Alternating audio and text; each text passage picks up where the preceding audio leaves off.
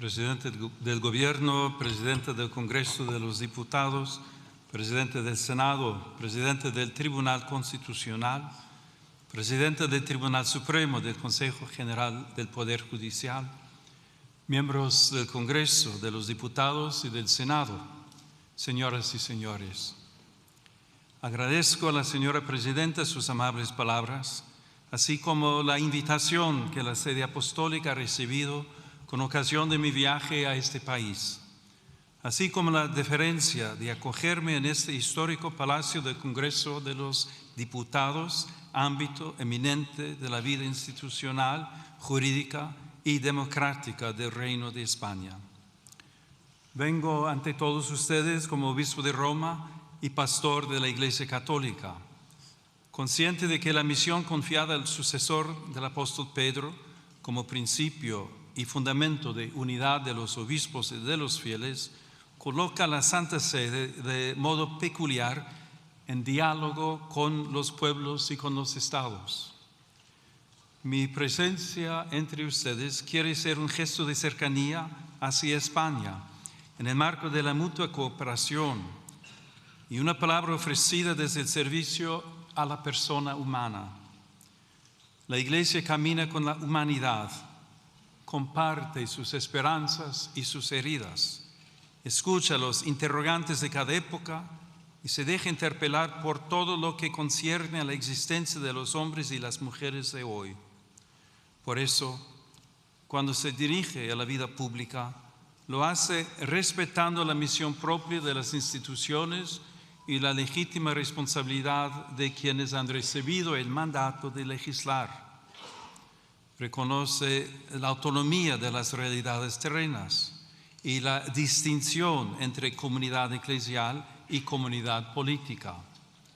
Y precisamente desde esa conciencia aporta una reflexión nacida del deseo de servir al bien común y de recordar aquello que hace verdaderamente humana la convivencia. En este hemiciclo se da forma jurídica a la convivencia social. Aquí las diferencias se escuchan, se ordenan y cuando es posible se convierten en decisión compartida. Por eso, más allá de la legítima diversidad de posiciones, toda tarea legislativa acaba encontrándose con una pregunta decisiva. ¿Qué concepción de la persona humana inspira las leyes y qué tipo de sociedad construye esas leyes? Ante esta cuestión, España posee una memoria particularmente rica.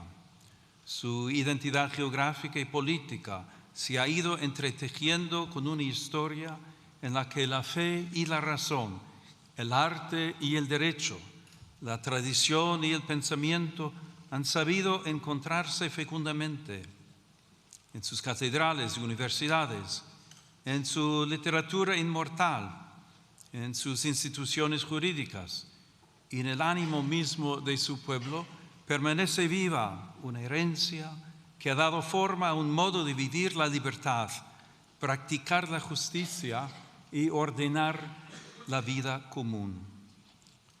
Desde las páginas universales del Quijote, donde Cervantes proclamó que la libertad es uno de los más preciosos dones que a los hombres dieron los cielos, hasta la hondura espiritual de Santa Teresa de Ávila, y desde la gran tradición jurídica española hasta la inquietud metafísica de Unamuno, que recordaba que el hombre no se resigna a morir del todo, España ha sabido mirar al ser humano como algo más que una pieza del orden social, económico, político. Lo ha reconocido como criatura abierta a la verdad, dotada de libertad y movida por una sed de eternidad que ninguna realidad temporal logra extinguir. En una palabra, como alguien cuya dignidad precede a toda utilidad y a cuyo servicio está sujeta la acción legislativa. Por eso, al hablar hoy de la persona humana, esta memoria conduce naturalmente a Salamanca y al pensamiento que allí maduró.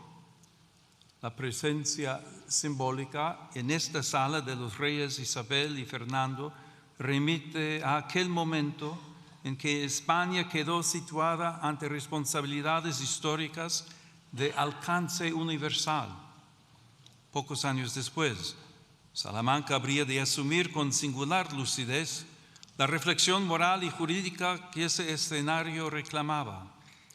En aquella sede universitaria, hace 500 años, cuando se abrían mundos nuevos y posibilidades inmensas en las relaciones entre los pueblos, algunos maestros comprendieron que la razón no podía ser invocada para revestir de legitimidad cuanto la fuerza o el interés presentaban como conveniente.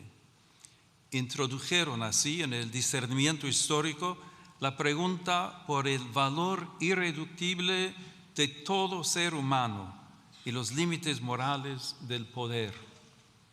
Hay que reconocer que la sociedad y la misma Iglesia no siempre estuvieron a la altura de las intuiciones que encontraban eco en su propia tradición cristiana. Sin embargo, aquel interrogante abrió un horizonte intelectual y moral que desbordó su propio momento histórico. La intuición del totus orbis, de una comunidad humana más amplia que cualquier poder particular, permitía afirmar la existencia de vínculos jurídicos y morales entre los pueblos. Desde España, la reflexión de la Escuela de Salamanca y de manera particular Fray Francisco de Vitoria, junto con otros dominicos jesuitas, contribuyó a formar una conciencia jurídica y moral capaz de recordar que la autoridad lleva siempre consigo una responsabilidad y que todo ser humano debe ser reconocido como sujeto de derechos y deberes. Ese anhelo sigue hablando también hoy, que la dignidad, la justicia y el bien común sean la medida de las relaciones sociales, tanto a nivel nacional como a nivel internacional.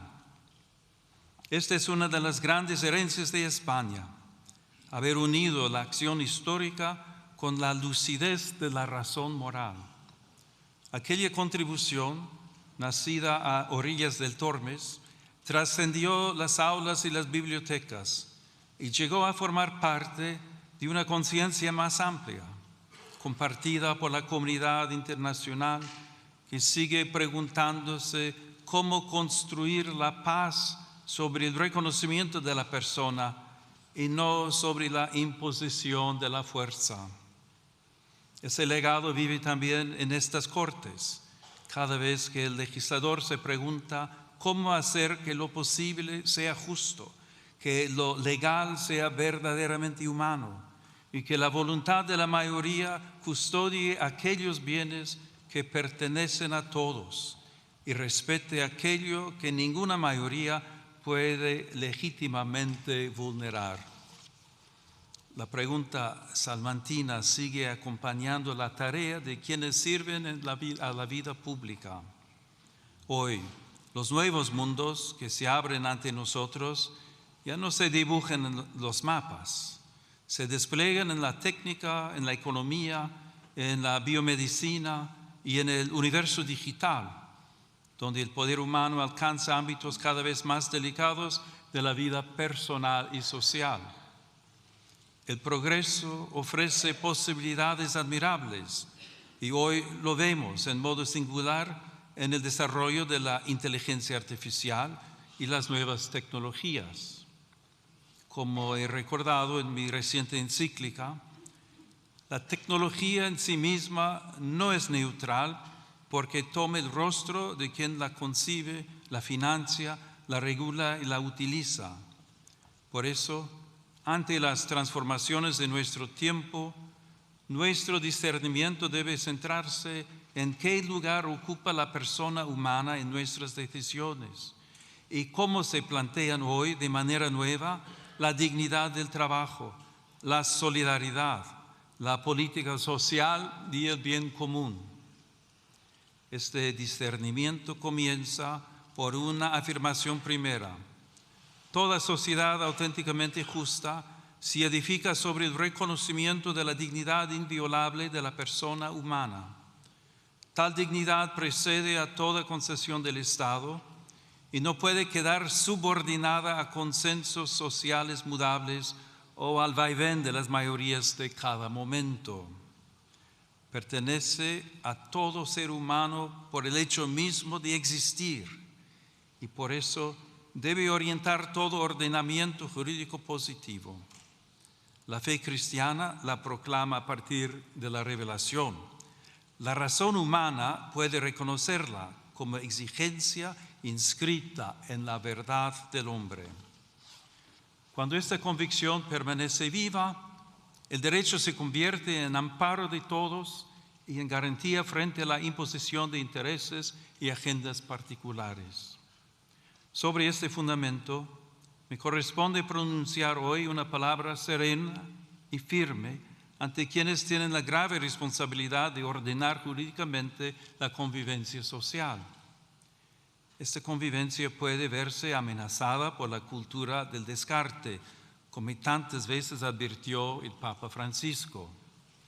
En este sentido, si la vida deja de ser reconocida como un valor fundamental, ¿qué futuro pueden tener nuestras sociedades?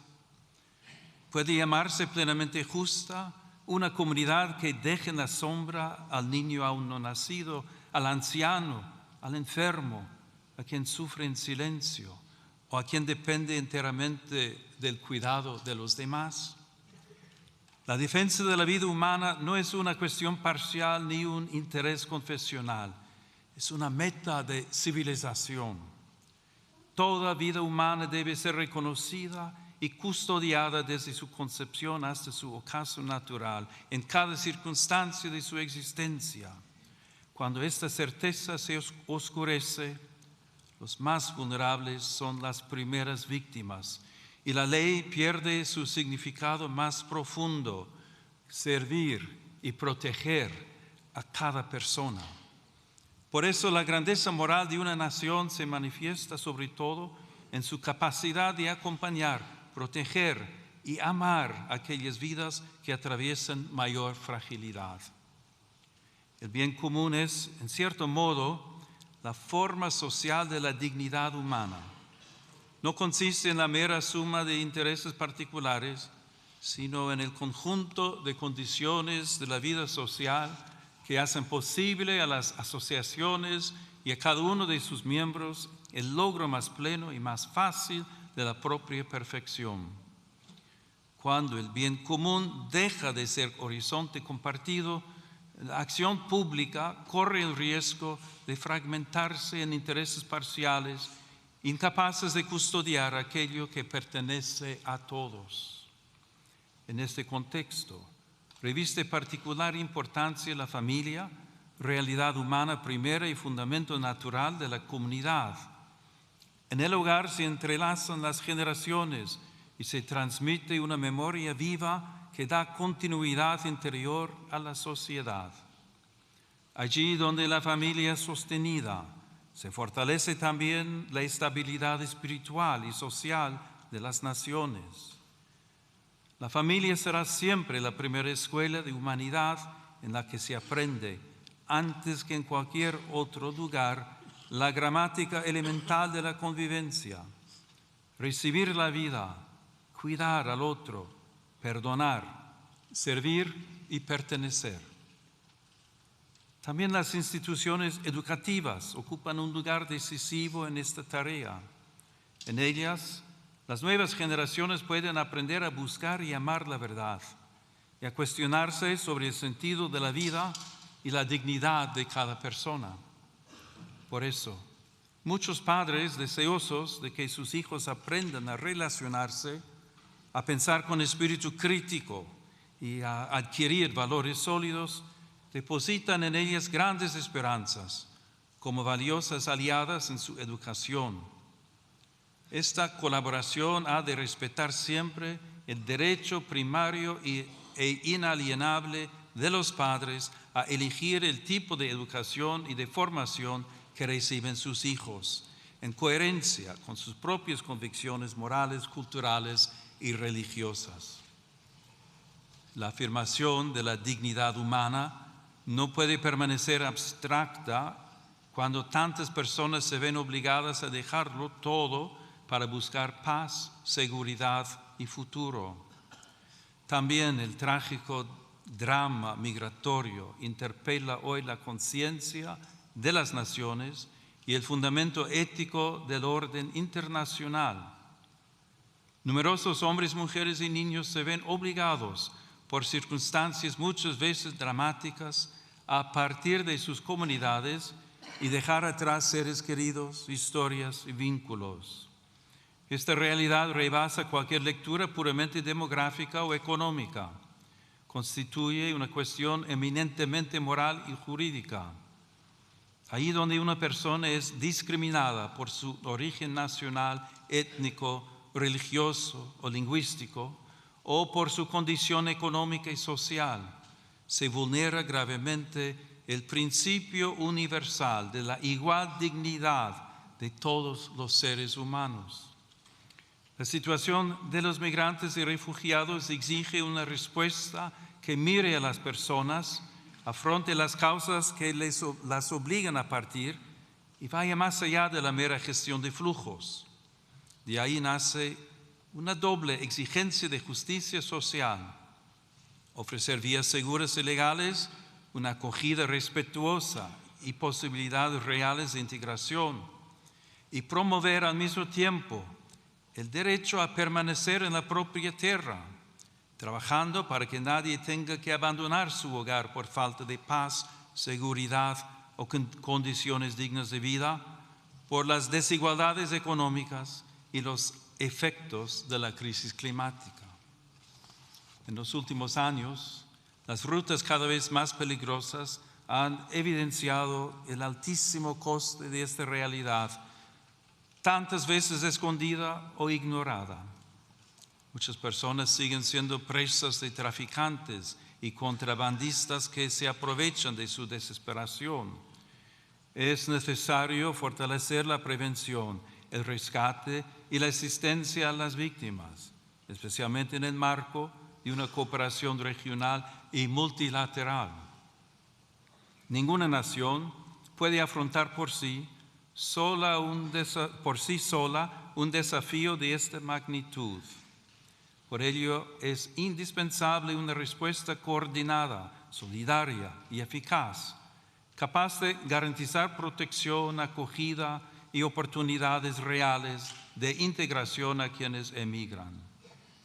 Cuando la respuesta institucional se hace cercana, justa y coordinada, las fronteras dejan de ser lugares de abandono y pueden convertirse en espacios de protección responsable de la dignidad humana. Señorías, el mundo atraviesa una profunda crisis espiritual y cultural que se manifiesta en múltiples formas de violencia, polarización y desconfianza recíproca. En este contexto, la paz se presenta como una aspiración política y más aún como una verdadera exigencia moral. Reclama una palabra pública que respete a quien piensa distinto, instituciones puestas al servicio del encuentro, una memoria histórica que busque la verdad y la reconciliación y una vida social capaz de sostener la amistad cívica y el respeto mutuo en medio de la discrepancia. En el plano internacional, la paz exige valentía diplomática, responsabilidad ética y una visión de futuro fundada en el respeto a la identidad de cada pueblo y en la obligación de los estados de resolver sus controversias por los caminos pacíficos que ofrece el derecho internacional. Toda guerra constituye, en última instancia, una dolorosa derrota de la capacidad de negociar y también de aquella conciencia común de la humanidad que reconoce vínculos de justicia entre las naciones. Las armas pueden imponer un silencio temporal, pero nunca podrán edificar una paz auténtica y duradera. Por eso, preocupa que en diversos lugares del mundo y también en Europa vuelva a presentarse el rearme como respuesta casi inevitable ante la fragilidad del escenario internacional. La verdadera seguridad, en cambio, nace de la justicia, del diálogo paciente, del respeto al derecho internacional y de una política capaz de poner la vida de los pueblos por encima de los intereses que se benefician de la guerra. También el desarrollo de las nuevas tecnologías y de la inteligencia artificial en el ámbito militar exige una vigilancia ética rigurosa para que las decisiones sobre la vida y la muerte nunca sean descargadas sobre automatismos ni sustraídas a la responsabilidad moral de la persona humana. La comunidad internacional está llamada a redescubrir el valor indispensable del diálogo como camino paciente hacia acuerdos justos y duraderos, fundados en el respeto a los tratados, en la transparencia de la acción diplomática y en la voluntad sincera de anteponer la paz al recurso a la fuerza. De ahí nacen la confianza y la esperanza.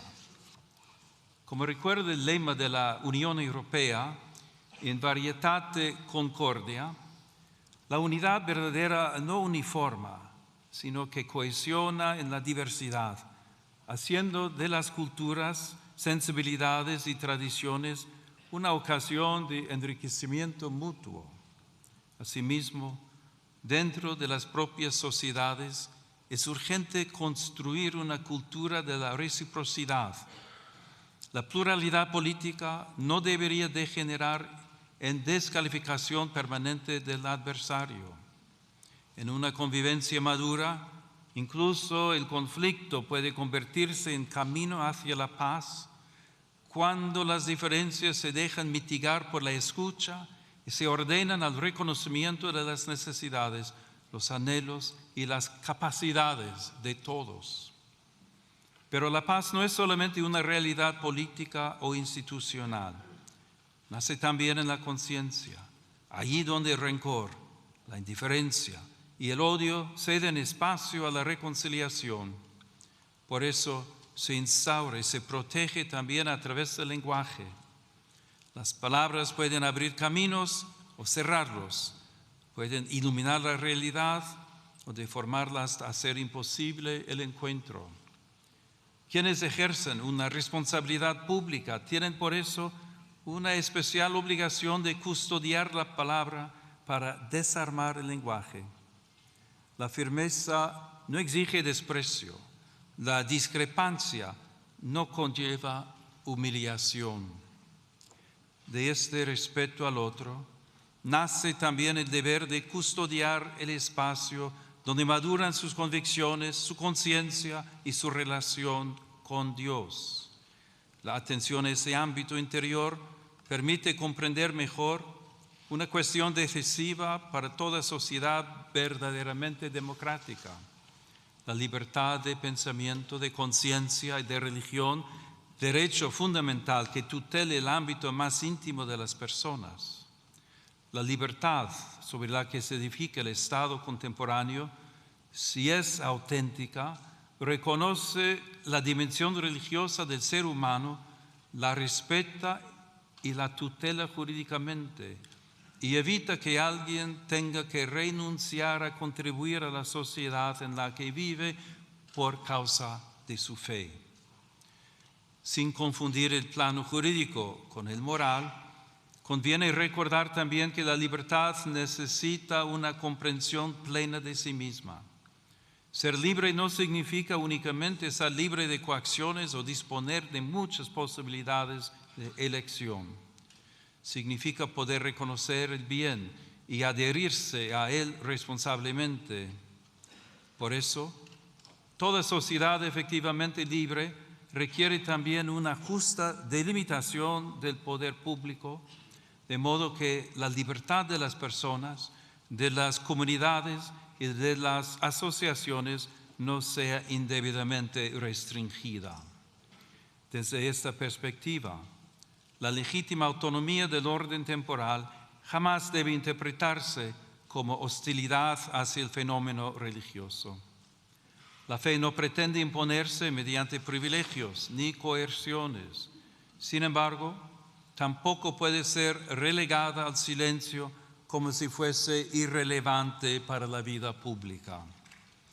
En este contexto, el sigilo sacramental de la confesión reviste una importancia especial para la Iglesia Católica.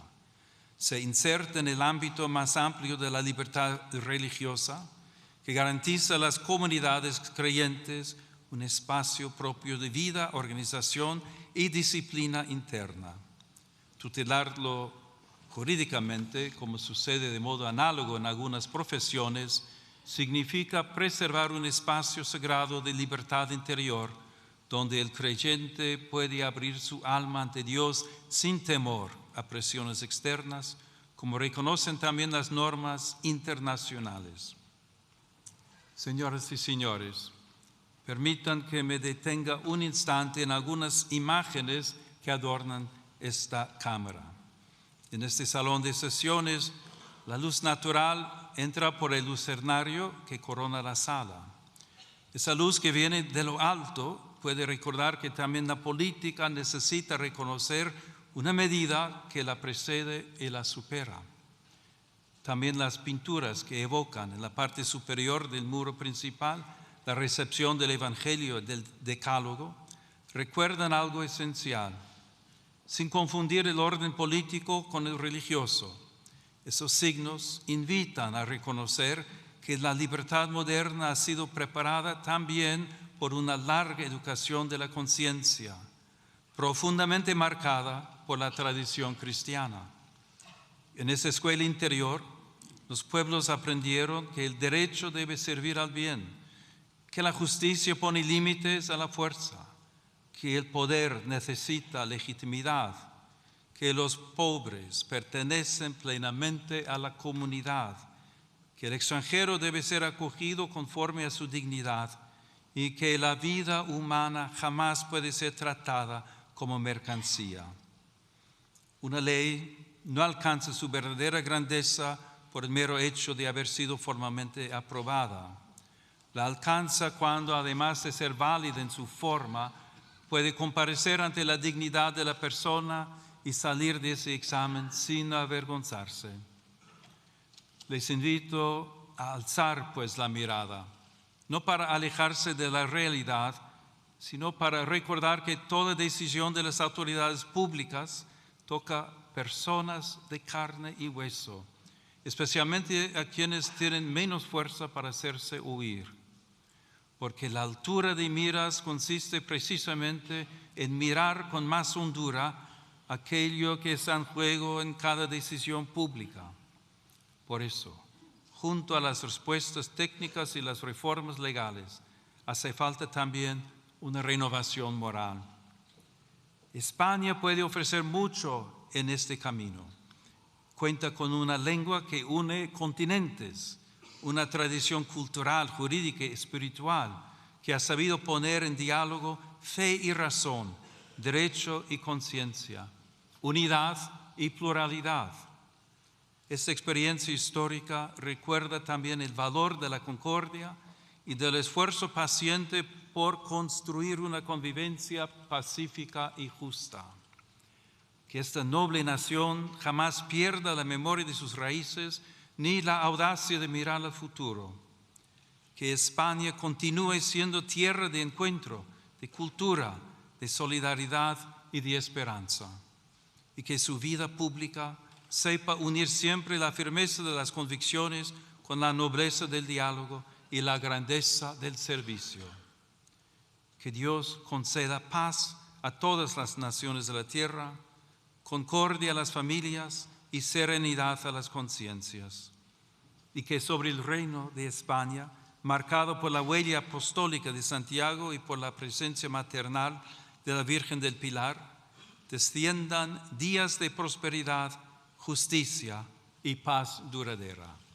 Muchas gracias.